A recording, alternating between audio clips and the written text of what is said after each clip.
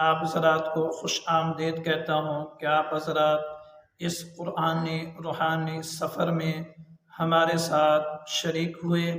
آئیے ہم آتے ہیں آج کے اپنے لیسن کی طرف۔ آج کا ہمارا لیسن ہے عربی حروف تہجی کے بارے میں۔ آج کے ہم لیسن میں سیکھیں گے عربی حروف تہجی TPI طریقہ تدریس کے مطابق۔ میرے محترم سامعین و سامعات، TPI طریقہ تدریس کے مطابق عربی حروف تہجی کے مخارج 5 ہیں۔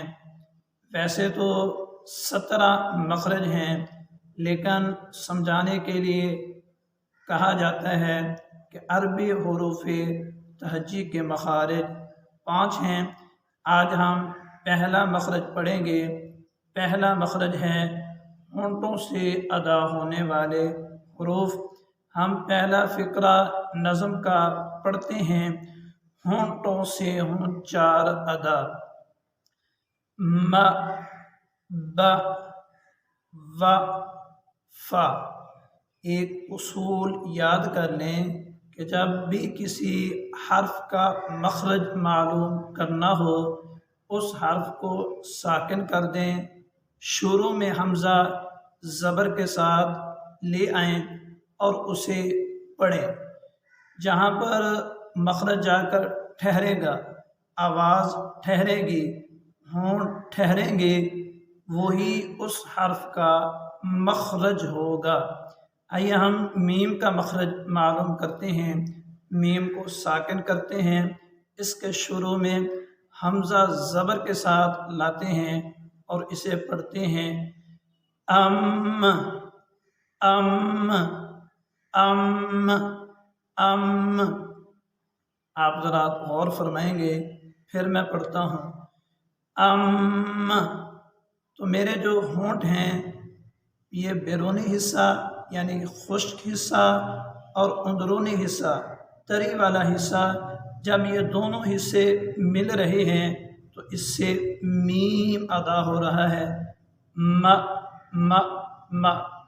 تو اس کے ادا کرنے کا صحیح طریقہ یہ ہے کہ ہونٹوں کو مکمل ملا دیا جائے، اندرونی بیرونی حصے کو ملا دیا جائے۔ جب یہ دونوں طرفیں، دونوں حصے ملیں گے، ہونٹ مکمل ملیں گے اور کھلیں گے، پھر ملیں گے، تو اس سے میم ادا ہوگا، میم، میم، میم، م، م، م۔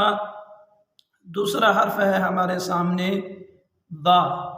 با کو ادا کرنے کا طریقہ بھی وہی ہے جو میم کو ادا کرنے کا ہے، لیکن باریک فرق یہ ہے کہ با کو ادا کیا جاتا ہے ہونٹوں کے اندرونی تری والے حصے سے۔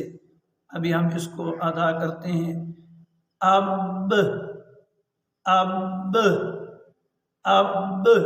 غور فرمائیں گے کہ اندرونی تری والا حصہ مل رہا ہے، اب، اب، با، با، با۔ اس کے بعد ہمارے سامنے حرف ہے واو۔ اس واو کو جب ادا کرنا ہے، ہونٹوں کو ایسے گول کر لینا ہے، پھر جب ہم ہونٹوں کو گول کر کے کھولیں گے تو واو ادا ہوگا، واو، واو۔ اس پہ حمزہ لے کر آتے ہیں، اسے ساکن کرتے ہیں، او، او، او، او، واو، واو، وا، وا، وا۔ اس کے بعد ہمارے سامنے حرف ہے فا۔